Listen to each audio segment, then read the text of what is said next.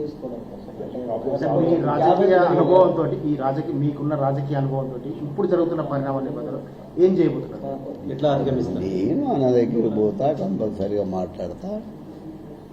అన్న నేను దూరం కాదు, కంపల్సరీ మాట్లాడతా.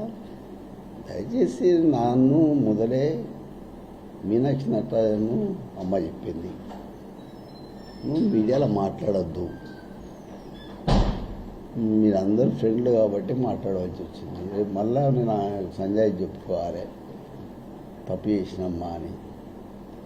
మీరే మాట్లాడద్దు నువ్వు అసలే అని చెప్పింది.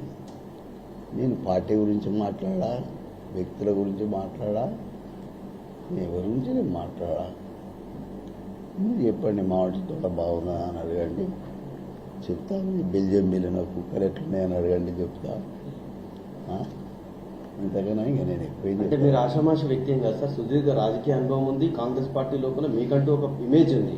అంటే ఒక క్యాబినెట్ మినిస్టర్ ఇంటికి ఈ రకంగా పోలీసు వాళ్ళు రావడం, అంటే మీ ఓఎస్డీ అయినప్పటికీ కూడా అది మీకు ఎట్లా అనిపిస్తుంది? ఒక రాజకీయ అనుభవం అది కరెక్ట్ అనిపిస్తుందా, ఎట్లా అనిపిస్తుంది? నేనేం చెప్తున్నా, మరి పోలీసు వాళ్ళు ఎందుకు వచ్చిండ్రు అనేది కూడా నాకు తెలియదు. నాకు ఎందుకు వచ్చిండ్రు అనేది కూడా నాకు తెలియదు. ఇప్పుడు కూడా చెప్తున్నా, నాకు తెలియదు. తెలుసుకున్నాక నేను ఇలా మీటింగ్ ఉంది, మీటింగ్ అయిన తర్వాత నేను కంపల్సరీగా అందరికీ అన్ని వివరాలు వివరించి చెప్తా తప్ప నేను అమ్మ చెప్పిన దాన్ని నారే. ఎవరు?